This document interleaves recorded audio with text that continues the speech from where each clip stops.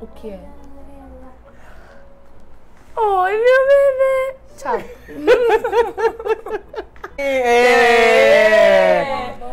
Bolacha! O que mais? Fazer bolacha ou biscoito? Banana! Ih! Ih! Quem tá aqui? Não, Oi, não. oi, dá o celular. Aqui tem as perguntas. Cadê o beijo da Lela? Ai, que delícia. Ó, vem cá, quem que é essa aqui? Quem é? Lela. Ai, meu Deus do Eita! céu. Lela! Você. Linda. Essa é linda. Oi, eu sou Lela Batista e esse é meu canal. Se você caiu aqui por acaso, eu explico. Eu tenho uma priminha autista e hoje, como é o dia de conscientização do autismo, estou aqui num lugarzinho diferente para falar um pouco mais sobre isso com vocês. E estou com a mãe de Nina, que é minha prima, Andréa Ribeiro. Oi! Aí vai a vinheta.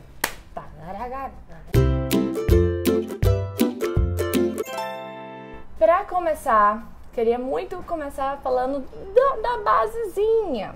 O que é o autismo? Porque muita gente não sabe, então acho que é importante a gente começar por esse passo. Me conta mais sobre o que é o autismo.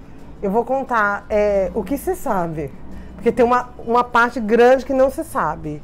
O que se sabe é que o autismo ele é um transtorno que algumas pessoas apresentam.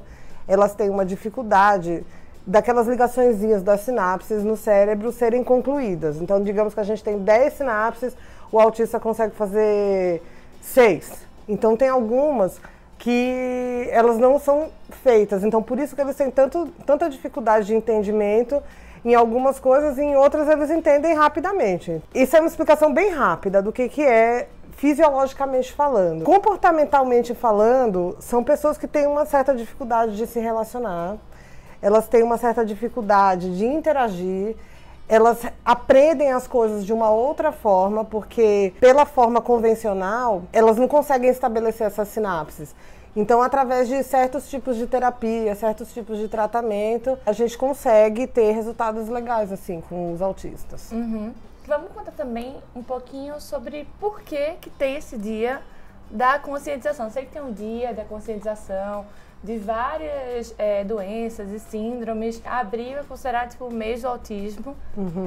Tem várias campanhas pelo mundo inteiro, Todo Mundo Veste Azul, que também é a cor predominante do autismo. Acho que se as pessoas não sabem é porque o autismo normalmente dá mais em meninos. Então por isso que eles selecionaram a cor anos atrás. Sem Azul. polêmica. Sem polêmica, por favor. Não foi eu que escolhi. Hoje, quem puder, vista azul para representar e puxar já essa causa. Mas me explica um pouco por que esse dia é tão importante. A comunidade autista espera o ano inteiro por esse dia, que é o 2 de abril, que é o Dia Internacional da Conscientização do Autismo. Não é o dia do autismo, dia da conscientização. Então, nesse dia, a gente veste azul, como Lela falou, por causa dessa coisa da maior incidência nos meninos, porque é bem mais raro nas meninas. E Nina é uma menina rara. Esse dia é um dia que a gente compartilha o máximo de informação possível, conversando com as pessoas em redes sociais, programas de TV, no trabalho, enfim. Ô, Ri! Velho! Fecha a porta!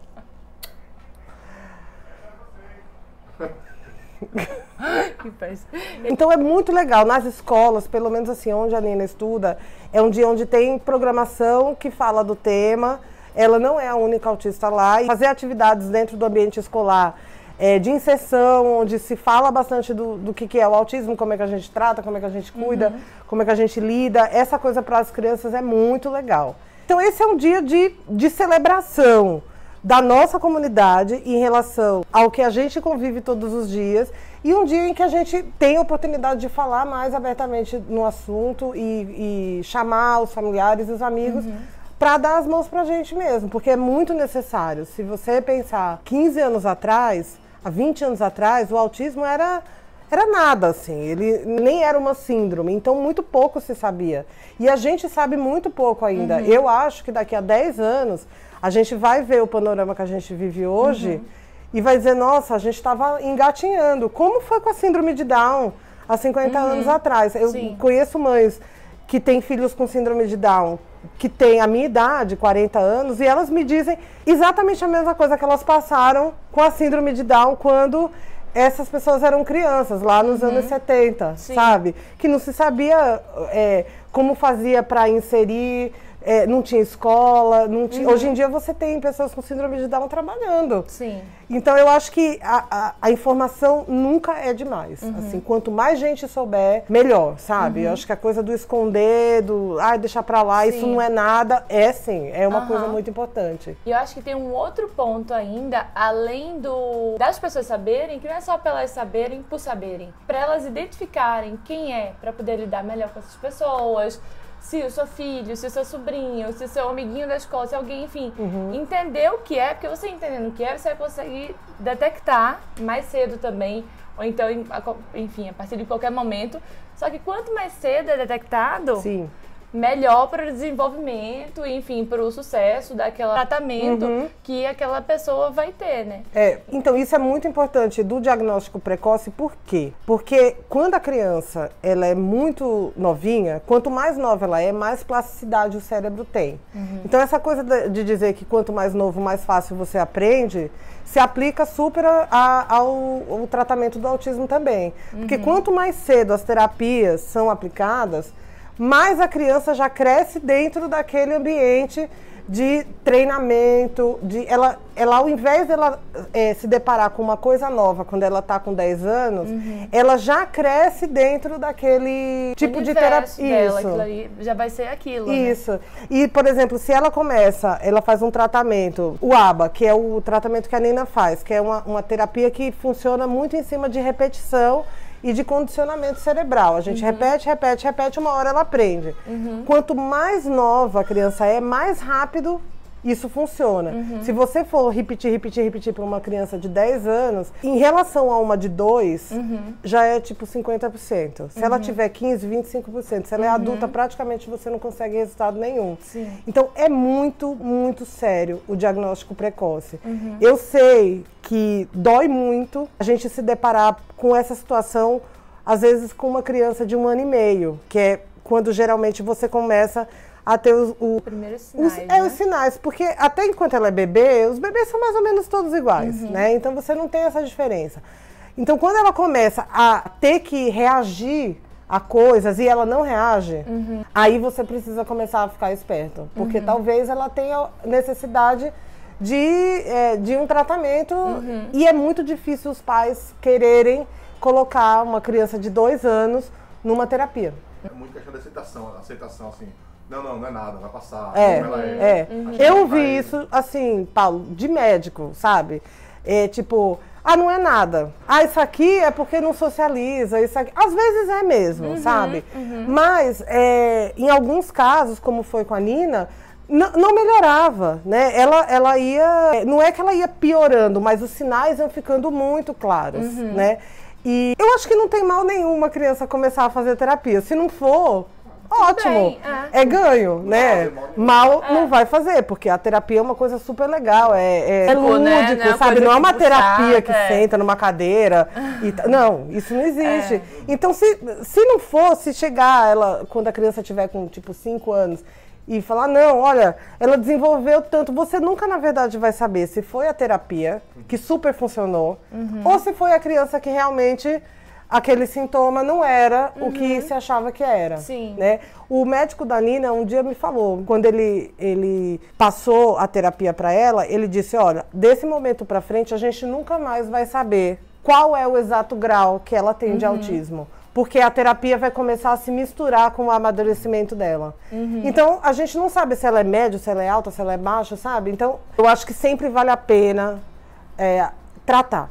Né? Eu acho que esse é o caminho. Só tem que definir se é ou não é e tratar, né? Tipo, essa parte que a gente tava falando, que ainda falta muito estudo, que antes não sabia muita coisa, não é que não existia, é que não existia o diagnóstico. Então, poderiam ter pessoas que tinham essas diferenças comportamentais, que agiam diferente, que sentiam as coisas diferentes, mas antes podiam ser tratadas como estranhas, que ninguém sabia o que era, tipo, é uma menina chata.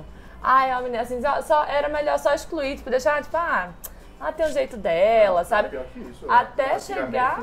Choque. Esse povo é doido. Ah, só que a vizinha tem uma filha que é doida. Era um Então, né? então a coisa tem evoluído e que, paralelamente a essa evolução, é importante que a gente fale para que, enfim, todo mundo identifique e seja tratado. Isso que você falou do diagnóstico. Consiga evoluir mais ainda, né? Isso que você falou do diagnóstico é muito importante, porque é muito isso. Muito se fala que o autismo explodiu de 5, 10 anos para cá. Quando, na verdade, e aí começam várias teorias, da história da vacina, que eu nem vou entrar nesse mérito, a história da alimentação, que eu também não vou entrar, porque eu acho que isso aí é uma coisa que você tem que estabelecer com as pessoas que tratam a criança, Sim. sabe? Tem coisas que funcionam para umas que não funcionam para outras. Tanto também o tratamento com cannabis, que funciona super bem. Enfim, são pontos muito pessoais. Mas o que vale para todo mundo é que antes não tinha o diagnóstico. E aí é muito, assim, é lógico que explodiu. Porque se antes não existia o conhecimento, e hoje existe, você começa a marcar essas pessoas dentro de um diagnóstico, né? E antes isso não existia. Sim. Isso também como informação, né? Tipo, antigamente não existia internet. Hoje em dia você consegue, então assim, é muito mais fácil você encontrar o que está acontecendo do que antigamente. Um caso, não, na minha rua teve um caso. Se tivesse um caso perto de você não ia morrer sem saber que existiu. Então acho que a gente já esclareceu bastante aqui o que é, porque tem um dia e tal. Vamos agora para as perguntas que eu fiz lá no Instagram, @Lela. Eu pedi para o pessoal fazer algumas perguntas lá para a gente poder esclarecer algumas dúvidas, esclarecer um pouco mais sobre o autismo. Então, vamos acompanhar agora aqui. Tem uma pergunta aqui da Tarô da Lua e ela fala: meu filho foi diagnosticado com um grau de autismo. Você pode falar sobre graus? Posso. O autismo ele é classificado num grau leve, num grau moderado e num grau mais avançado. Um grau leve é aquela pessoa que consegue fazer praticamente tudo, mas algumas coisas específicas ela dá uma brecada. Então, com uma terapia no início, isso funciona muito, muito bem. Desculpa, tem uma bebê voando aqui. Ó, tá vendo? Lascou. Tem que falar de novo. Bebê. É que ele passou com ela como se fosse uma bolsa, assim, sabe? Do lado. É a batatinha. O leve é aquela pessoa que ela consegue fazer a maioria das atividades, mas tem algumas coisas que ela não consegue. Pode ser relacionamento, coordenação motora fina, pode ser dificuldade numa determinada matéria, sei lá, eu não consigo entender nada de matemática. Mas é uma pessoa que tem uma vida relativamente normal, sabe? Um autismo moderado é uma pessoa que consegue fazer algumas coisas, mas aí ela é mais comprometida. Eu acho que a Nina, ela se encaixa nesse moderado. Ela tem muita dificuldade de fazer algumas coisas, mas, por exemplo, o relacionamento não é um problema para ela. Ela não tem essa questão do toque, que é uma característica do autismo, mas ela não tem. Mas ela tem dificuldade de fechar uma tampa de garrafa. Ela tem dificuldade em pegar num lápis, sabe? Ela não tem apega com a mão, tato, né?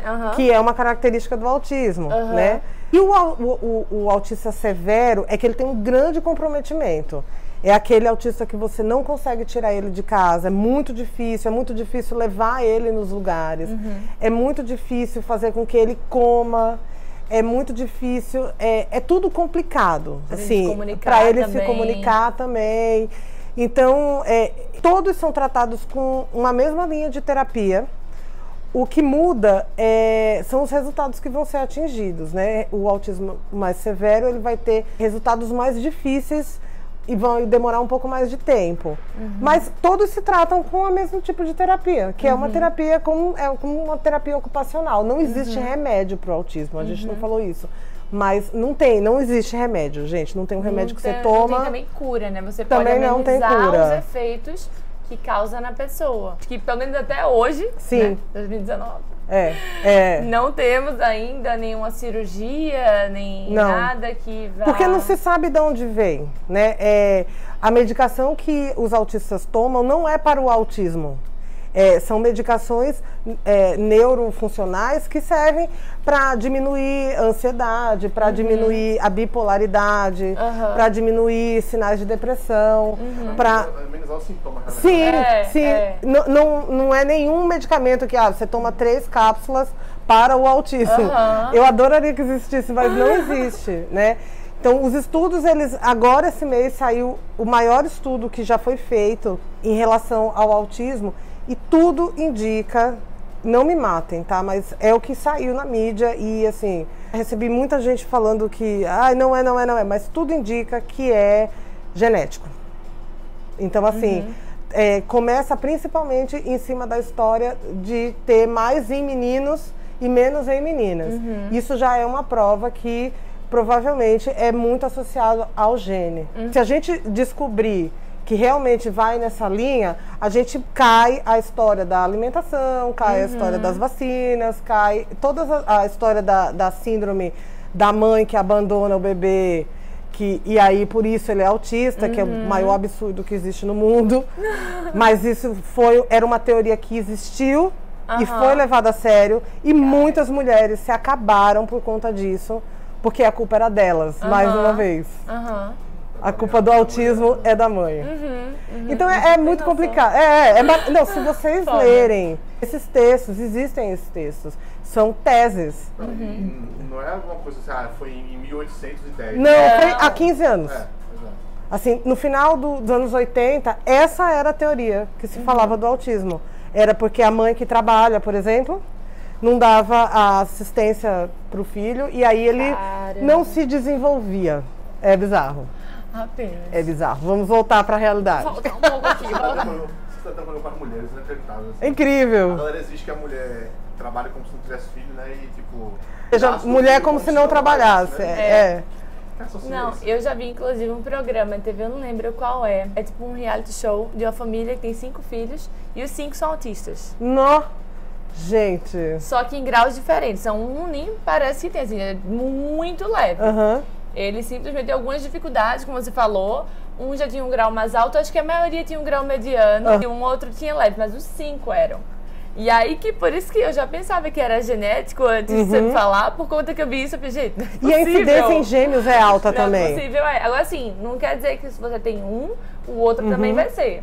É assim, pode ser, tipo, sei lá, tem muita coisa que é genética, sei lá, cor de olho, sardas, cor de cabelo, e que às vezes não assim, a incidência é maior, mas não é obrigatório, né, que vai acontecer.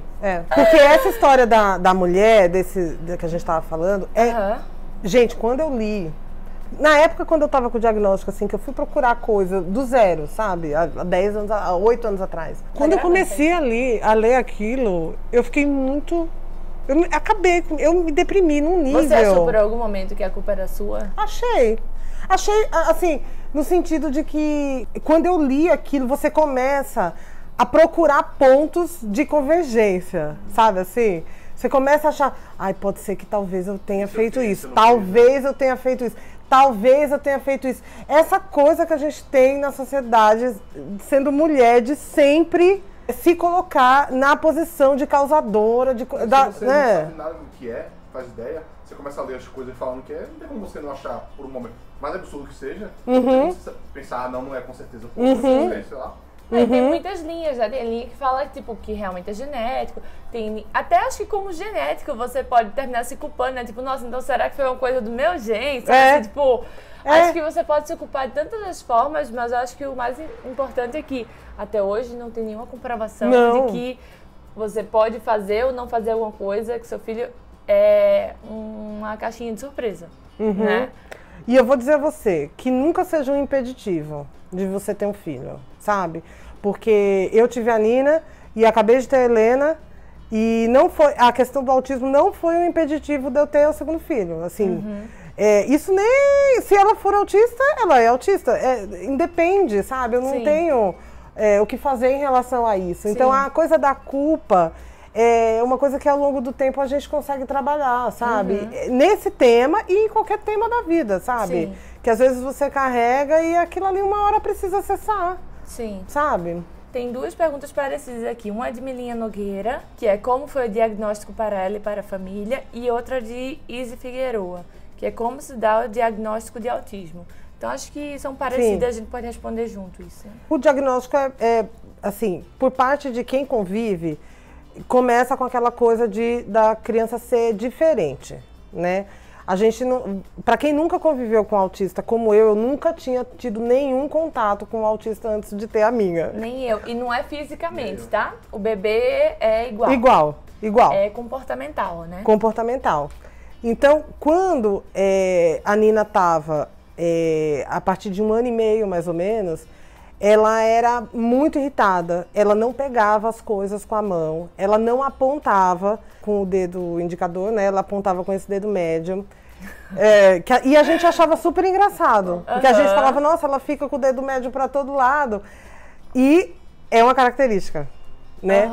Ela não comia, ela ficou com a mamadeira durante muito tempo. Foi muito difícil ela largar a mamadeira, porque ela era muito seletiva em relação à comida.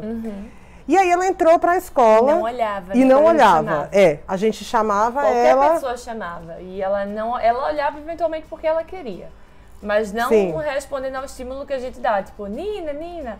Ela não olhava. Às vezes ela olhava, às vezes não. Mas assim, no geral ela não olhava, né? Isso. Essa é uma característica muito, muito marcante, assim. Dá a impressão que a criança é surda. Tanto que um dos primeiros exames de diferenciação, porque como não tem um exame para o autismo, você começa a fazer exames para não ser surdez. É por eliminação. É por eliminação. Então, ela entrou para a escola e aí no final do ano eles me chamaram e me falaram, olha... Isso ela tinha quantos anos? Ela tinha 2 anos. Tá. Ela ia fazer 2 anos. Ela entrou com 1 ano e meio, ficou 6 meses e aí no final do ano eles me chamaram e falaram, olha... a gente queria sugerir de você levar ela a fazer uma avaliação psicológica. Ninguém falou sobre autismo, né? Porque tem algumas atividades que ela não quer fazer, ela se recusa, ela não quer ficar sentada na roda de história, ela não quer brincar. Tinha os brinquedos, ela ficava brincando com uma folha do outro lado. Então, eu imagino que na escola, a pedagoga, a psicóloga, eu acho que eles tinham uma ideia do caminho que ia existir. Mas eu concordo, eu acho que você não pode chegar e falar, é isso. Né? Até porque eles não têm instrução para isso. A pessoa vai entrar em pânico. Tipo, vamos mandar para o profissional, né? A técnica, enfim, não tem exames que comprovem nada. Sim. E aí eu fui na pediatra dela na época, comentei do assunto. E ela me disse que não era nada. Aí ela falou, olhando assim não é nada, caiu naquela história do não há de ser nada, falta de convivência e tal, mas vou te indicar pra você levar ela numa psicóloga. Tá. Levei, essa psicóloga me pediu uns exames, foi quando a gente fez de surdez e tal. Levei, ela não tem nada. Levei num outro neuro, com esses exames.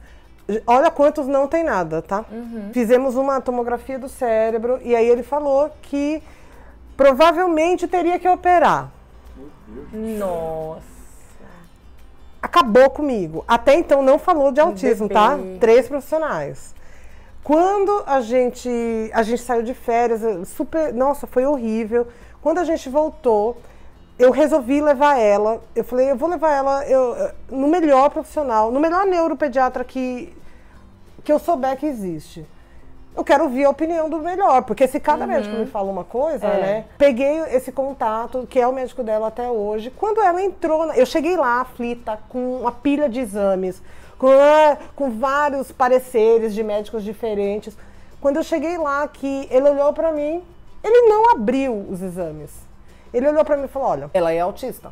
Então, para uma pessoa que tem experiência, é muito claro, sabe? Porque o exame não é um exame laboratorial, é um exame clínico, né? Você olha e fala. E aí ele me falou, de agora para frente, tudo que você sabia e aprendeu em termos de criar um filho vai mudar. Então, agora você vai criar uma criança autista. Eu vou te passar, tô aqui para te ajudar, a gente vai viver um tempão junto, sabe?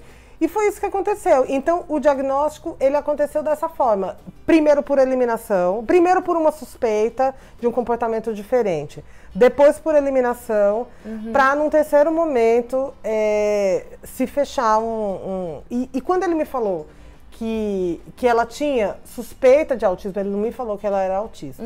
Tinha suspeita, porque ela tinha 2 anos. Sim. E o diagnóstico, ele fecha só com 5 anos. Tá. Porque é quando a criança para esse desenvolvimento de andar, de engatinhar, de falar, né? Então, o diagnóstico é fechado depois dos 5 anos. Mas aí, nesse momento, vocês já começaram a terapia com Sim. ela? Aí entrou nessa história. Vamos começar a terapia numa carga máxima. Ela faz 9 horas de terapia por semana desde os 2 anos. Pra quê? Pra gente botar tudo que a gente pode enquanto ela tem essa plasticidade cerebral.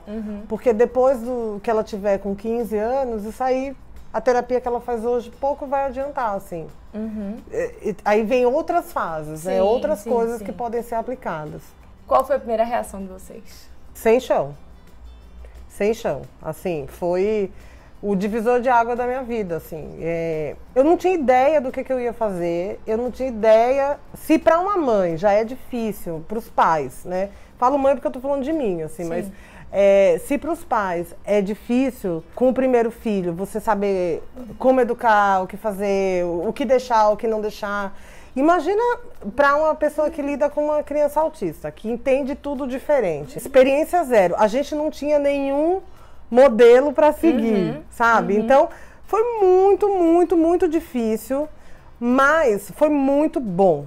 Assim, foi uma coisa que muitas pessoas conversam comigo sobre esse momento. É difícil mesmo, é complicado mesmo, mas ele passa. E só o tempo vai fazer com que se faça uma nova estrutura de casa, com que os valores mudem, né? Porque você tem uma criança que ela não dá valor material às coisas. Isso termina mexendo com a vida inteira da gente, porque daí você começa a achar expectativas também, né? né? A coisa de você dar uma coisa pro filho e ele te responder, quando você não tem essa resposta, de uma certa forma você começa a mudar como pessoa, né? Você começa a aplicar esse conceito meio que em todo lugar, você começa a se dar mais e esperar menos. Sim. E aí, de repente, você ganha uns presentes inacreditáveis, assim, sabe? O tempo resolve, ajuda, né? A parte dos pais, eu acho que se você precisa de ajuda, peça ajuda. Peça ajuda pra todo mundo que você conhece, sabe? Quem convive comigo aqui, com a nossa família, sabe que a gente pede ajuda pra todo mundo, né? Pede ajuda pra família, pros amigos, e fala, gente, por favor, a gente tá precisando... Conforta. Se junta mesmo. Sozinho é mais difícil. E eu acho que assim, esse tipo de presente não necessariamente vem só de uma reação a algo que você fez também. Por exemplo, eu lembro muito quando Lili nasceu, que ela olhou pra você e, tipo, só dela olhar pra você foi meio que tipo, meu Deus. Porque quando ela engravidou de novo, acho que teve muito medo da segunda filha poder ter algum tipo de autismo, alguma outra coisa, enfim. E a gente não sabe ainda, né? E não sabe, mas assim, acho que só naquele momento que ela nasceu, que já olhou, é um presente.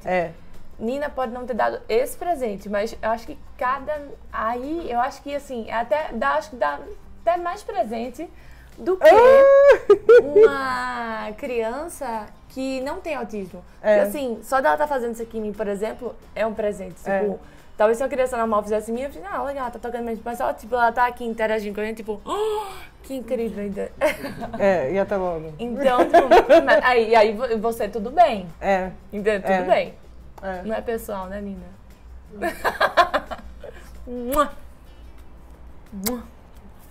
Linda. Tchau. Melinha Nogueira perguntou, quais os maiores equívocos dos profissionais de saúde que ela já viu? Eu vou dar um conselho que eu tomei pra mim. Eu peguei uma linha de raciocínio, uma linha de tratamento. Todos os tratamentos você não consegue fazer. Então, do momento que você tem um profissional que você fala, é esse profissional que eu vou confiar.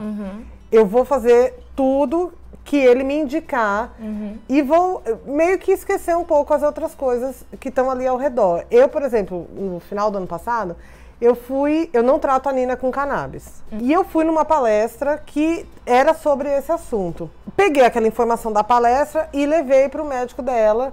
E falei, olha, eu fui nessa palestra e tal, e eu queria escutar um pouco de você. Porque você vai na palestra, você escuta pessoas que estão envolvidas naquele tipo de tratamento. Vai ser incrível, assim. Vai ser incrível, vai ser melhor. né? E o resultado é rápido, e enfim. Quando às vezes, na realidade, primeiro, aquele tratamento não se aplica ao caso em questão, né? Segundo, às vezes você já faz outras coisas que são semelhantes ao resultado que aquele tipo de tratamento pode dar. Então, Sim. você fazer duas coisas para ter a mesma coisa, você não precisa fazer duas coisas, sabe?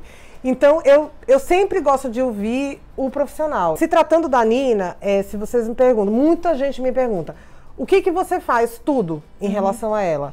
Eu tenho um neuropediatra, que é esse, que é muito bom, que está com a gente desde o diagnóstico certo dela. Esse neuropediatra me indicou uma clínica onde ela faz as terapias e a fono. Essa clínica treinou a terapeuta que acompanha ela na escola. Então, todo mundo é ligado e todo mundo tem a mesma linha de raciocínio. Tá. Mais ou menos como você falou, tipo, você acha um cara muito bom e esse cara vai dar você em tudo. Então ele vai indicar, ele conhece a equipe, ele trabalha com isso, tá nesse ramo. Então ele conhece a terapeuta, conhece o colégio, conhece a clínica, conhece tudo. Né? Exato. Então tem outros neuropediatras que eles já têm uma linha que envolve a parte de nutrição. Tá. Que envolve... tem outros neuropediatras que cogitam a coisa da vacina, se a vacina teria algo a ver com autismo ou não. Eu posso dizer pelo que trata a Nina. Ele acha que a dificuldade para ela ter uma dieta sem glúten, por exemplo, ou sem não sei o que, já traria um dano de dificuldade de alimentação, que foi uma coisa que a gente lutou tanto para ela conseguir comer, por exemplo, bolacha, bolinho. É muito pessoal, gente, assim, é uma coisa que você tem que analisar e dizer, não, eu vou comprar essa briga aqui para mim. Sim. Sabe, eu vou adaptar a alimentação do meu filho dessa forma. Eu não tô certa, nem tô errada. É que cada caso é um caso e cada família sabe que tipo de situação ela quer enfrentar. Sim. Tem duas perguntas que eu acho muito legais a gente responder, que são meio que a mesma pergunta, mas, enfim, a gente pode responder junto. Lari Bione pergunta como é a rotina na escola, como funciona o professor, inclusão e vida escolar, por Lizzie MSA. Isso é muito louco, como se tu não estivesse aprendendo a ler agora. @LizzieMSA pergunta como funciona professor, inclusão e vida escolar. Então acho que essas duas perguntas são parecidas, a gente pode responder como que ela funciona, tipo, na escola, como é o dia a dia dela lá, tipo, como que isso acontece? É o maior desafio. De tudo que você me perguntar, o maior desafio é a escola. E eu vou dizer para vocês que eu nunca tive problema nenhum e ainda assim é o maior desafio. Eu nunca troquei a Nina de escola. Quando a gente teve o diagnóstico, eu tive uma reunião com eles e a gente conversou sobre isso. E eu queria ouvir como é que a gente ia tratar, como é que ia ser esse plano, né? Eles me ajudaram muito. O material dela, eu vou dizer como é que é mais ou menos hoje em dia, né? Ela tem uma terapeuta que acompanha ela na escola. Essa questão da acompanhante na escola é uma polêmica, tá? Novamente vou dizer, não é que eu tô certa, nem outras pessoas estão erradas. É o jeito que a gente estabeleceu dentro da nossa família. Por lei, a escola, ela tem obrigação da criança que tem uma necessidade especial, ela fornecer esse profissional. Porém, o profissional que ela fornece, eu queria um profissional melhor do que o que a escola forneceria, né? Que seria talvez uma estagiária, talvez uma pessoa que não tivesse o nível que a Larissa, que é a profissional que fica com a Nina, tem. Iam dar uma babá para conter alguma coisa, Isso. para ajudar. Isso. Não ia ter o nível de instrução para o autista que precisa, não é mais uma pessoa, não é mais um professor lá. Sim. Tem que ter uma técnica ali por trás para poder ajudar, né? Sim. Esse profissional que acompanha ela na escola é como se fosse uma terapeuta da clínica, então é uma psicóloga formada com especialização em autismo. Então não é um profissional que seria um profissional de linha, assim, sabe? Então isso envolve um gasto e um custo maior que a gente arca com esse gasto. Então ela tem essa profissional que é uma facilitadora, que é uma pessoa que ajuda, praticamente é quem alfabetiza ela na escola, que é quem leva ela no banheiro, que é quem faz ela socializar de uma forma melhor. Na escola dela, como ela está lá desde os 2 anos, é normal. As crianças conhecem ela. A gente não sabe o que é essa palavra bullying. Nunca tivemos nenhum problema em relação a isso. Tivemos, assim, questionamentos no início da questão da atenção, da professora dar mais atenção a ela e menos para outro aluno. Que, assim, num primeiro momento parece um super egoísmo, mas no segundo momento eu entendi que a pessoa está lidando com uma coisa que ela não conhece. Depois que ela teve a explicação, foi uma das pessoas que mais ajudaram a gente. Então, por isso que eu falo que a informação é muito legal. A informação na reunião de pais, o tema ser debatido no grupo de pais. Nossa, a Nina fez isso, fez aquilo. As crianças, elas levam muito a experiência com a Nina para casa delas. E isso terminou que as famílias tiveram acesso a esses questionamentos, a como é que faz e como é que lida na prática. É muito legal. Então, o mais importante é você sentar com a escola e estabelecer um plano. Como é que isso vai ser feito? Se a escola for manter um facilitador, é bom também. Depende do nível da criança, da escola, enfim. Então, mas eu acho muito importante ter uma pessoa acompanhando a criança na escola. E essa questão das crianças aí que acham normal, ajuda muito, a gente foi Na dança de São João. Há uns 2 anos, eu acho, lá na escola de Nina, e foi isso, a gente comentou isso, tipo, as crianças ajudando, né? Se não pegava, ajudava, fazia, pegava no mundo velho. Fazia ela, ajudava ela a fazer a coreografia, né? né? Uma coisa que você via que não era assim, não é que o professor aterrorizou as crianças, você vai ter que ajudar a Nina. Eles foram porque elas sabiam que ela tinha aquela dificuldade. Iam ajudar. Achei espetacular isso, assim. Não, ficou muito impressionado. A gente precisa dar uma segurada, às vezes, nas crianças, sabe? Porque eles empolgam com a ajuda, né? E, às vezes, ela é uma criança autista, mas ela, né? Ela começa a se aproveitar disso, entendeu? Então, a gente precisa deixar ela ir fazer. Vai você sozinha. E aí as crianças têm tanta vontade de, ai, não, deixa que eu faça. Que nem sempre ela precisa construir o caminho dela também sozinha, né? Eu sei que é um problema ótimo, né?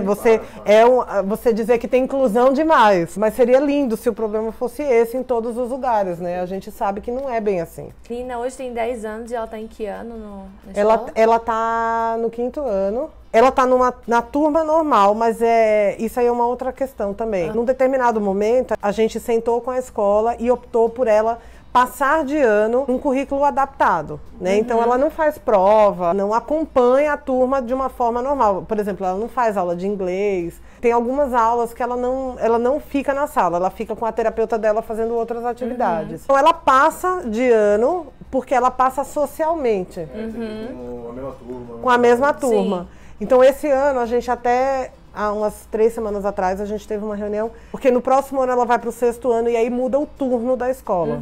Ela vai para o período da manhã e aí eles vão ser os mais novos. Então eles vão lidar com os adolescentes, né? Sim. A escola começou um trabalho junto com os terapeutas de preparação dela menos infantil. Né? Porque ela não vai mais lidar com um monte de criança menor. Ela vai lidar com um monte de adolescentes. E adolescentes que não estão acostumados a lidar com ela. Então é por isso que a parte da adolescência, a gente vai conversar sobre isso mais pra frente. Porque eu também não sei o que vai acontecer. E uma coisa que você me explicou uma vez que era muito legal é tipo como que era os livros, o material escolar de Nina em relação das outras crianças. Explica um pouco melhor isso. É um material adaptado, né? Então, as professoras, elas têm tudo que elas vão dar no ano. Então, rios, florestas, enquanto as crianças da turma estão aprendendo sobre rios do Brasil, ela está aprendendo a letra R. Então, é muito díspare, assim, o que ela está aprendendo do que a turma está aprendendo. Mas a gente chegou à conclusão que só dela estar tratando do mesmo assunto, que seja R de Rio, sabe? E a turma, enfim, seguindo a programação normal, Isso ajuda muito, porque hoje em dia ela criou um amor, assim, por exemplo, pelo iPad, que era uma coisa que ela não se interessava. Então a gente pega ela olhando vídeos que tem a ver com rios. Mas, então, a gente não sabe exatamente qual parte ela tá entendendo. A gente não consegue saber exatamente que parte que ela está entendendo da aula, que ela está lembrando do que a professora falou e está usando, ou se está naquela coisa da prática mesmo, da letra R, sabe? Você tinha até falado que acho que a capa do livro era igual aos dos outros alunos, e aí o conteúdo dentro, era adaptado para ela. Uma outra coisa que eu queria te perguntar também, que não teve essa pergunta aqui, mas muita gente me pergunta isso, se a escola dela é uma escola regular, ou se é uma escola para crianças especiais, enfim, tipo uma terapia, alguma coisa assim. E por que você tomou essa decisão dessa escola? Ela estudou numa escola regular, porque ela entrou na escola sem ter o diagnóstico do autismo, né? Ela entrou nessa escola porque era uma escola que era perto de casa. O que eu acho? Se você me perguntar o que seria mais fácil para mim, colocar ela numa escola especial. Ela estudaria lá integral, teria as terapias lá. Porém, numa escola especial, você não tem uma separação das síndromes. Então, você vai ter crianças com Down, crianças autistas, crianças com, enfim, outros tipos de deficiências. A gente optou por fazer com que ela tivesse o máximo de contato possível com o mundo real, né? Então, foi uma tentativa de colocar uma terapeuta dentro de uma escola regular, para que ela tivesse esse impacto sempre, que é o que ela vai ter quando ela vai no supermercado, quando ela vai no restaurante. Mais uma vez, é uma linha de conduta. Não é a certa ou a errada, é a que a gente optou. E eu acho que os resultados são muito bons, tanto para ela, como para as crianças que lidam com ela na escola. Porque a escola acha muito saudável, né, que as crianças típicas tenham contato com crianças atípicas, né? E isso faz com que você desenvolva o não preconceito, né? A informação se difunda. Então deu certo, com ela deu certo. E tratar, acho que aquilo ali também com normalidade, né? Então assim, eu posso ter estudado com algum autista, mas eu não lembro de ninguém sendo identificado como autista na minha escola, pelo menos nos anos que eu tive lá. Tipo, quando Nina nasceu, foi tipo, caramba, mas e agora? É autista, mas e agora? O que é que isso muda? Em que questões ela é diferente ou não? Então, acho que se você já convive desde criança, eu acho que tanto para você detectar como pai, como amigo, como futuro, qualquer outra coisa que seja, será mais fácil. Como para saber lidar também, enfim, tudo. Acho que a evolução é positiva tanto para ela, porque eu acho que é um mundo mais real. Então, fora, acho que é outra escola. Não separar as síndromes. Acho que eles também não misturam, não sei porque eu não conheço, enfim, as técnicas que eles usam, mas na minha cabeça é assim, tipo, beleza, eu vou estar lá convivendo com outras pessoas de outras síndromes, tá, mas as pessoas típicas? Sabe assim, eu vou sair daquela escola, vou num mercado com minha mãe e as pessoas vão estar ali, a maioria típica, tipo, e aí? Nem elas vão saber lidar comigo, nem eu com elas, assim, ali ela é obrigada naquela situação a conviver, ter que dar um jeito de se comunicar e falar com aquelas pessoas. E as crianças também. E eu acho que isso é muito possível até porque acho que você tem N histórias aí para contar de reações que a gente fala, de mães falando pra criança, tipo, dê tchau pra Nina tem que dar tchau pra você. Ela falou, não, mas eu dei tchau, ela dá um tchau diferente pra mim, tipo, só você, tipo, caramba, ela entende que ela não vai chegar e dar tchau, Matheus. Mas ela vai dizer, tipo, com um olhar, enfim, com um gesto, com outra coisa, tipo, aquilo ali é a despedida dela, né? Então, acho que isso é uma evolução muito possível que ela tem e que as crianças também terminam tendo com ela lá, né? Eu acho que o mundo caminha para essa separação de escola especial e escola regular. Eu acho que isso daqui a uns 10, 15 anos, não sei se isso vai existir ainda, sabe? Porque era uma necessidade que existia antes, pelo não compartilhamento de informação, pela não adequação dos profissionais que lidam, que hoje tem mudado, assim, tem melhorado, sabe? É uma coisa que está sempre melhorando. Por isso que o dia de hoje é super importante, sabe? Pra gente cada vez aproximar mais as diferenças, né? Eu acho que é o único jeito da gente construir uma sociedade melhor. Tem a pergunta aqui de Raíssa W. Andrade, que ela fala assim: quando não convivemos, mas nos encontramos com uma criança autista, como interagimos? Qual a melhor forma de deixar ela confortável? Ótima pergunta. Agindo do jeito que você age. A diferença é a expectativa da resposta dela. Como ela vai retribuir ou não, né? É isso. Se ela te abraçar, ou se ela fizer assim, ou se ela rir, ou se ela chorar, não é com Não é você. pessoal. Não é pessoal. Então, eu acho que a aproximação é sempre do jeito que você é com qualquer criança, sabe? Se você vai lá e aperta, se você beija, se você... Enfim, é igual. O que você tem que entender é que talvez, muito provavelmente, a reação dela vai ser a reação nada. Ou Sim. ela virar, ou às vezes ela ri. Pode ser que depois, quando você faça isso de novo e de novo, ela vá mudando, sabe? Porque, por exemplo, você vê a Nina, ela é super apegada com a Lela, porque ela conviveu muito com a Lela. Pra ela é uma coisa muito natural, assim, beijar e apertar e tal. Mas tem vezes que você chega aqui e ela nem olha. Nem olha, né? Mas Então, eu acho que assim, por exemplo, eu digo muito isso pela minha relação com Nina, tipo, eu nunca podei nada que eu fiz com ela do que eu fiz com outra criança. Eu sempre tratei igual. É dito que autista não gosta que pegue, que abrace. Eu abraço, eu esmago, eu mordo, beijo. Vão ter crianças autistas que vão reagir melhor ou pior. Então, se Sim. você for abraçar uma criança e ela não gostar, você não vai fazer. Você entendeu? não vai repetir, Nina não é assim. Você abraça, ela fica de boa. Então, Exato, exato. E assim, eu aperto ela, você vê que ela tá assim, eu solto. Eu não vou ficar tipo, não, vou ficar aqui prendendo, não, porque aí, óbvio, aquilo ali pode desenvolver até uma crise. Sim. Mas eu trato ela igual. E eu acho que, a princípio, ela poderia até estranhar, tipo, nossa, quem é essa pessoa que mora na minha casa e tá me tratando assim? Mas a gente terminou estabelecendo uma relação ali, tipo, muito saudável, muito fraternal, totalmente comum.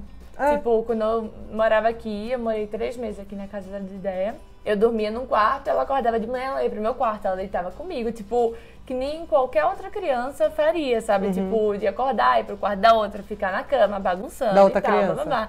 Da outra criança. Assim, tipo, normal, sabe? Nada demais. Então, mas eu acho que é uma coisa que é construída, mas assim, a minha relação nunca foi tipo, eu não vou tocar porque eu vi que no filme ninguém pode tocar. Não existe regra. Não, tipo, Não eu existe. fui. E aí quem vai limitar é ela. exato. E assim, eu nunca vou esperar uma reação dela. E isso é incrível, porque se ela chamar meu nome, eu já fico, meu Deus, ela falou meu nome. Ela já entrou também num casamento, quando ela tava voltando, ela parou e ficou olhando pra mim, assim, tipo, nossa, eu voltei a chorar. Tipo, foi tipo. Ela era da minha, aí passou, normal, voltando, ela viu ela e travou. E travou. Eu falei com ela. E nossa, eu tinha parado de chorar, o casamento tinha acabado. Vamos saindo, quando ela travou, eu fiz. Ela olhou pra mim, sabe? É a história Tipo, dos presentes. então assim, nossa, podia ser qualquer outra criança que ia parar e olhar assim, ai que bonitinha, ela olhou pra mim.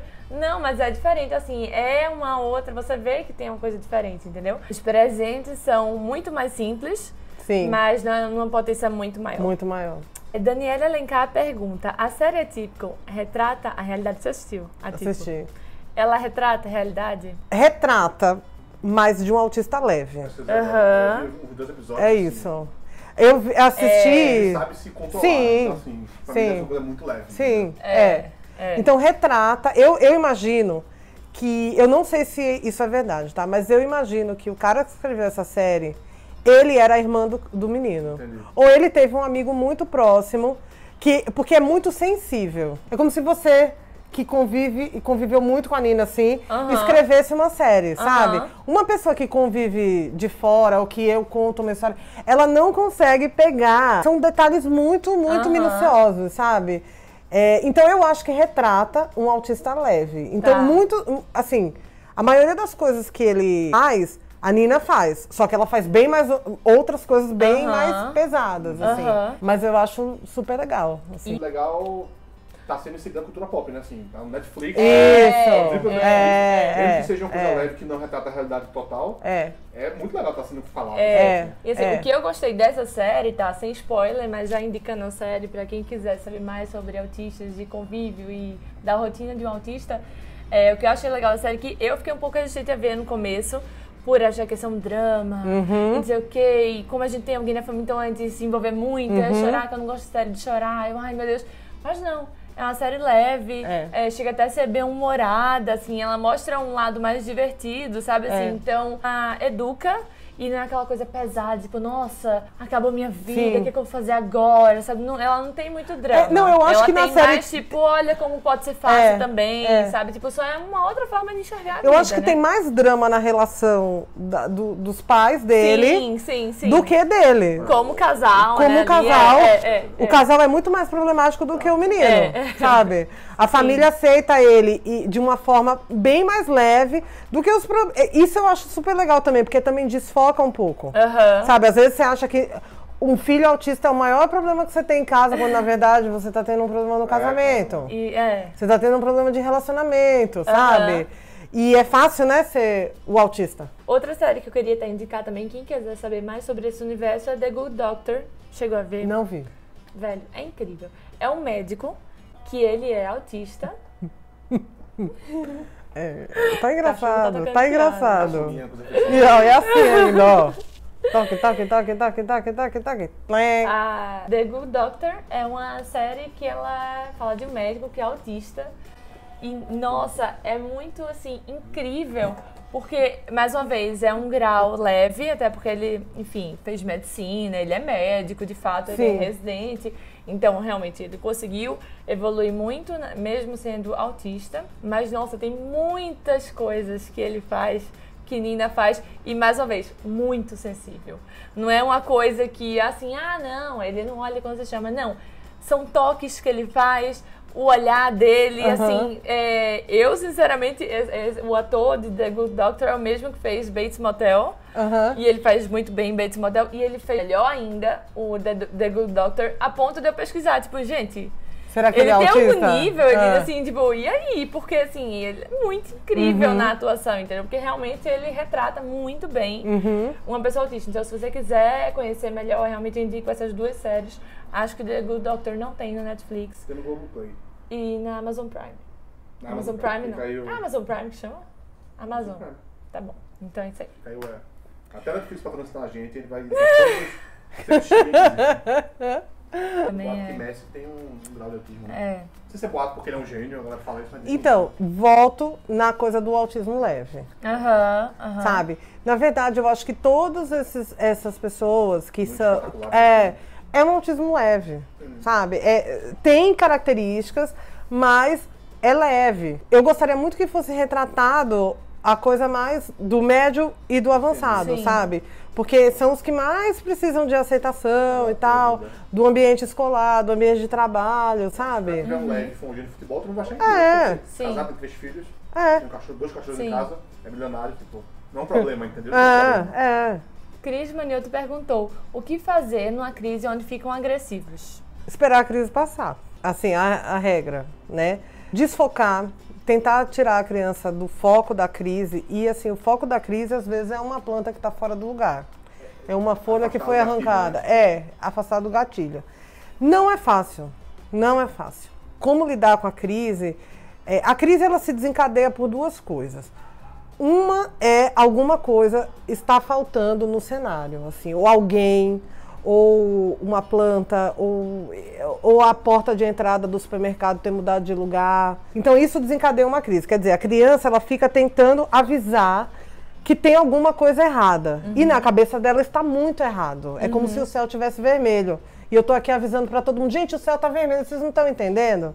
Essa é uma crise. A outra crise é você quebrar a rotina da criança e ela se revoltar contra isso. E aí você tem que deixar ela ir até o fundo da espiral e perceber que ela não ganhou. Uma criança comum. Como uma criança comum. Deixa aí rolar depois... Porque se em algum momento da crise que você promoveu essa crise para que a criança ela entenda que existe um outro caminho para a escola, entendeu? Por exemplo, hoje a gente não vai por essa avenida, a gente vai por essa. E aí ela pode entrar numa crise por conta daquilo. Se num determinado momento você volta para o caminho que ela está acostumada, ela entende que se ela chorar e ter aquela crise, ela consegue. Sim. Né? Então, essa é a parte muito, muito difícil de educar um autista, é você não desistir no momento. Porque é tão difícil a crise, né, que você é preciso terminar isso logo. Sim. Né? Até porque eu acho que manter a rotina dela é muito cômodo. Só que nem sempre no seu dia a dia você vai conseguir manter aquela rotina. Óbvio que você move tudo para que aquilo ali aconteça e que não irrite, para que tudo corra perfeito. Mas, eventualmente, enfim, é a vida, né? Você preparar ela para a vida é também preparar ela para essas decepções e pequenas frustrações que ela pode ter ao longo de um dia normal, né? Eu volto naquela coisa. A família, ela vai escolher que tipo de criança ela está formando, né? Tem famílias que não tiram a criança de casa para ela não se irritar, realmente. Se você não tira ela de casa, ela não se irrita, ela tem tudo sob controle ali dentro, né? A nossa opta por jogar ela pro mundo, né? Porque N coisas podem acontecer e, enfim, o mundo tá aí, existe uma vida rolando, sabe? Mas é muito difícil, assim, eu sou uma pessoa que comprei muito essa briga, perguntava pros profissionais, o que eu faço, assim, o que eu faço se Nina chega em casa e o pai dela não tá em casa e num determinado período aquilo era uma coisa muito importante para ela. Porque, note, não tem a ver com a pessoa, tem a ver com o personagem do quadro. Tá faltando, sabe? Pode ser uma música, pode ser um vaso, pode ser uma pessoa. E a resposta era sempre a mesma. Você não pode ceder no meio da crise. Você tem que deixar a criança chegar até o fundo do poço. Ela percebe que ela não consegue trazer aquele personagem de volta naquele estado, sabe? E comigo, assim, sempre deu certo. Porque ela tinha, no dia que ela tinha uma crise de meia hora, por causa de um determinado tema, no outro dia, a crise era de 20, 10 e depois ela acabava. Um dia eu tava lá em casa, na nossa casa, e aí tem um bonequinho que eu tenho do Family Guy, que desencadeou alguma reação nela que ela entrou numa crise. Assim. Existe também esse tipo de coisa, tipo, alguma lembrança que ela teve de alguma coisa e... Existe. Isso aí tem a ver com a obsessão que ela tinha na época. Ela teve durante um tempo uma obsessão por bonequinhos. Um dia ela teve uma crise dessa porque a gente foi numa casa de uma pessoa que ela nunca tinha ido e tinha os bonequinhos que ela não podia pegar. Foi horrível e tal, mas a gente não cedeu. E o dono da casa queria, num determinado momento, dar os bonecos. Eu falei, não... Todas as crianças podem pegar o boneco? Não pode, porque é minha coleção. Eu falei, então ela também não vai pegar. Ela vai chorar, ela vai gritar, ela vai... mas ela não vai pegar. Porque é assim que é. Você não pode pegar tudo que você quer nos lugares, né? Então eu acho que o que aconteceu lá na sua casa é porque era a obsessão da época e provavelmente ela remeteu isso a alguma coisa. Só ela sabe o que foi que aconteceu. Como também pode acontecer dela voltar lá e se o boneco não estiver lá, pipoco. Outra vez, antes dessa, um tempo, meses antes dessa, ela foi e aí foi tomar banho, gostou do quente lá, e eu peguei todos os bonecos que eu tinha lá e meti tudo e ela ficou lá com o boneco. Pois é. Não ter reparado muito nele. De repente foi por causa desse dia, ela lembrou disso. Pode ser. A gente nunca vai saber. Pode ser, porque ela cria uma expectativa. Eu vou pra casa do Paulo e da Lela. Então, quando eu chegar lá, eu vou ter... Aí ela vai, né, ela já cria que tudo que ela vai fazer lá. Eu vou deitar na cama, vou pegar aquele cobertor gigante, vou botar em cima de mim. Aí eu vou pegar aquele boneco. Só ela sabe o que ela criou. Sim. Sabe? Se ela chegar lá e tiver alguma coisa diferente da cabeça dela, ela vai ter uma crisezinha. E aí você pode ou levar ela embora, que eu não aconselho, porque aí você cede. Sim. Ou você... Todo mundo sabendo da condição dela e todo mundo... Gente, vamos junto? Vamos deixar ela gritar 15 minutos? Você também, né? E depois, puf, acaba. Então tá, o boneco não tava, eu chorei, não consegui nada, tá, toca o barco, vou continuar. Perdi. Eu acho um ponto muito importante que a gente tem, acho que com Nina especificamente, não sei se com outros autistas também poderiam funcionar da mesma forma, é não deixar de se comunicar com ela. Então não é porque ela tá ali que ela não comunica de volta, não é porque ela não olha pra você, né, que ela não tá sacando. Acho que já aconteceu uma vez na minha casa em Recife, ou seja, ela mora em São Paulo há 10 anos. Ela foi para Recife provavelmente 10 vezes, mas assim, por um mês cada vez dessa. E aí ela fez um caminho para minha casa, que a gente tava indo assim, era um caminho mais diferente, que era o caminho que ela sempre fazia, mas não é um caminho muito comum. E quando a gente tava chegando próximo do meu prédio, ela fez, chegamos! Tipo, ela tava ali calada na dela, no carro, todo mundo achando, tipo, ela não tá prejudicando nada e tal. E ficou todo mundo assim, tipo, como assim? Ela nem tinha visto o prédio e ela já sabia que a gente tava muito próximo do prédio. Porque pra muita gente pode ser, tipo, ela não se comunica, ela tá aqui na dela, olhando pra sei lá onde, então não tá prestando atenção. Não, ao contrário, talvez ela esteja prestando mais atenção, inclusive, do que você que tá ali distraído com outras coisas. E acho que foi nesse dia que a gente fez, tipo, caramba, ela tá ligada no que tá acontecendo nas coisas, entendeu? Então, não é aquele negócio que ela tá, tipo, aérea, que ela não sabe. Não, ela sabe. Ela pode não estar expressando que ela tá vivendo aquilo ali, que ela tá sentindo aquilo ali, mas ela tá ciente do que tá acontecendo. Não é porque ela não reage que ela não tá entendendo. Exato, exatamente. E o desafio é porque a gente lida sem saber quanto ela tá entendendo. Exato. Cai na história que a gente tava falando do livro da escola, né? Que se ela tá nos rios ou na letra R. Sim. A gente não tem como saber. Mas acho que o legal da comunicação é isso. E assim, pelo menos eu vejo muito vocês fazendo isso também com ela. Se vai acontecer alguma coisa de diferente, que vai sair do padrão dela, pega ela. Nina, seguinte, ela quer que a gente vá pro quarto. E a gente não quer ir pro quarto agora, que a gente precisa estar aqui na sala, que a gente tá trabalhando, a gente tá fazendo jantar, qualquer coisa que seja. A Nina, eu não vou pro quarto agora. A gente tá fazendo jantar e daqui a pouco eu vou lá no quarto e falo com você. Aí, tá bom. E ela entende. Então pode ser que ela não diga, tá certo, muito obrigada. Então vou esperar vocês lá no quarto. Mas ela, ok, entendi. E ela não fica frustrada, tipo, gritando aqui. Nem ela fica irritando a pessoa que não pode ir pra lá agora, nem a gente irrita ela também não indo. Porque, enfim, a gente coloca na situação, tipo, olha, eu não posso ir, eu vou já, tá bom? E ela hoje, pelo menos, óbvio que não foi sempre assim. Exatamente, era isso que eu ia falar. Trabalho, de anos. Foram várias crises, né? Quantas mil crises até. Mas é isso, que tipo de criança que você está querendo construir? Olha o resultado que você tem lá na frente. Você tem uma criança tolerante.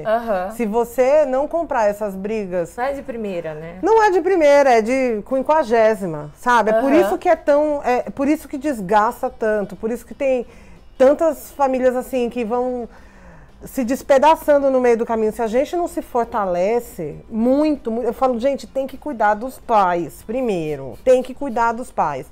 Eu convivo lá na clínica com 70 crianças, assim, né? Muitos anos que a gente tá lá e eu não sento na sala de espera. Se você tiver alguém lá da clínica, vocês sabem disso.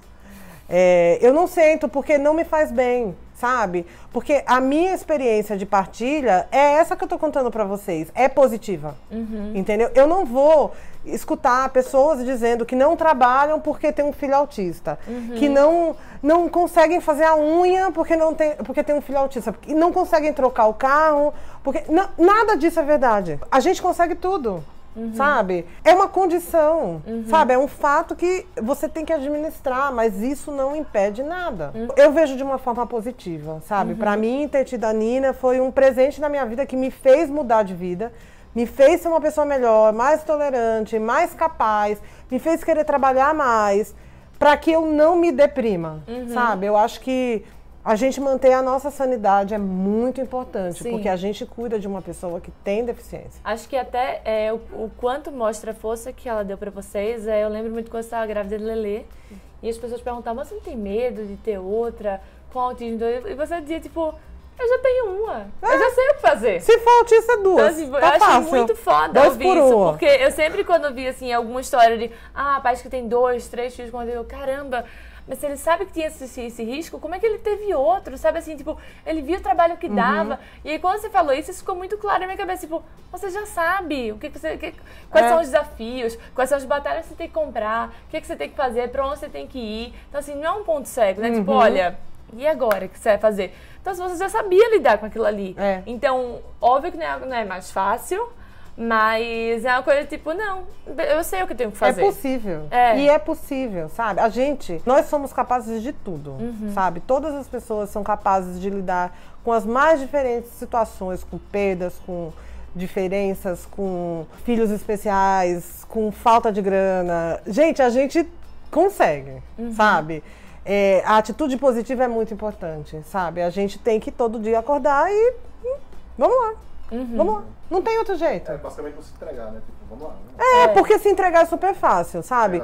Ó, se eu falar, eu tenho uma filha especial, a sociedade me acolhe. Se eu tiver... Vítima, né? Nossa! Sim. Gente, qualquer roda que você chegar e falar assim, mas sabe, eu deixei minha carreira pra lá, eu né, não tenho tempo pra nada, eu não consigo...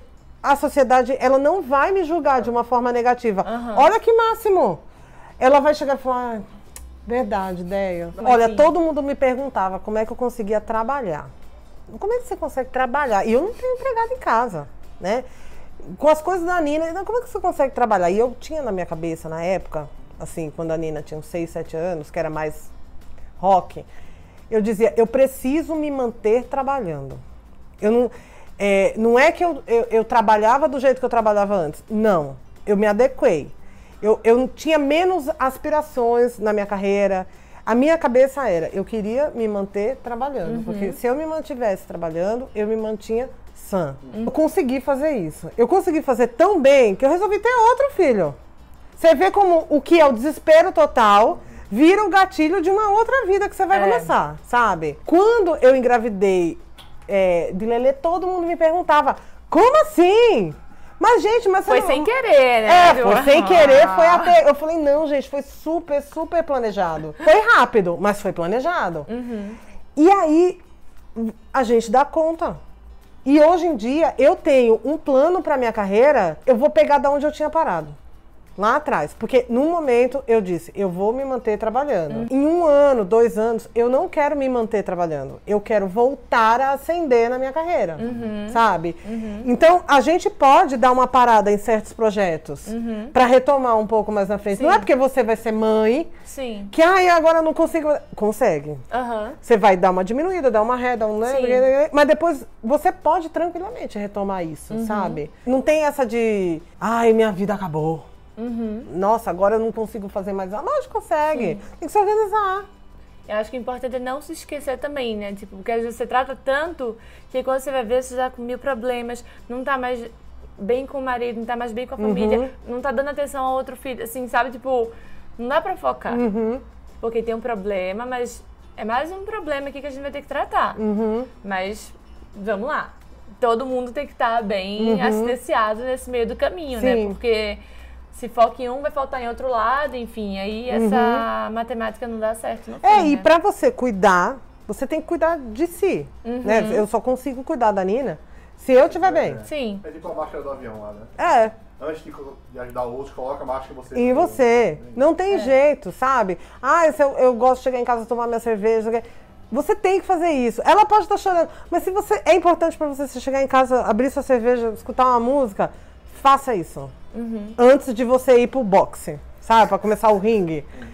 É isso, é tentar estabelecer uma vida boa. Independente do que tá acontecendo. Primeiro pra você mesmo, né? Né? Assim, o cara vai dizer que é egoísmo, mas é bem isso. Se você não tiver bem, não adianta. Sim. O que você vai fazer? Exato. Sabe?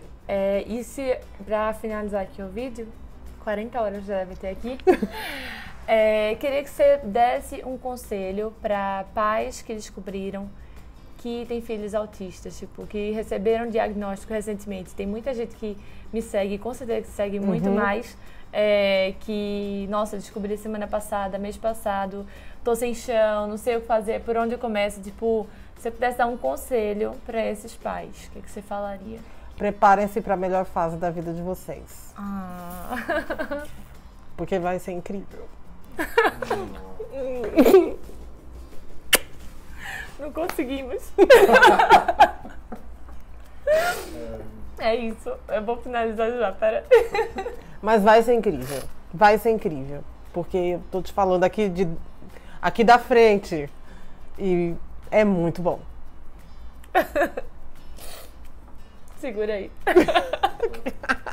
Bom, gente, então foi esse o vídeo da gente. Finalizo desse jeito, com muita emoção. Mas enfim, espero que tenha acrescentado bastante coisa pra vocês. Se tiverem dúvida, comentem aqui embaixo que eu vou responder tudo. Dea vai ficar de olho também, me ajudando pra responder o que eu não souber aqui. Podem me mandar perguntas. Eu respondo. Às vezes eu demoro, mas eu respondo. Mandar pergunta pra onde? Pro Instagram. Pode mandar no meu Instagram. Qual é o seu Instagram? Andrea Ribeiro Diva. rainha. E o meu é @lela, então, enfim, podem seguir a gente no Instagram, fiquem à vontade. Quiserem saber mais da rotina, da vida, do dia a dia, desse reality todo de Nina, sigam Deia. Me sigam também para acompanhar a minha vida, não sou autista, mas enfim, às vezes tem até Nina no meio também. Ai, que bom. E é isso, espero que tenham gostado. Tchau. Peraí, compartilha o vídeo, curte, se inscreve no canal. Tchau.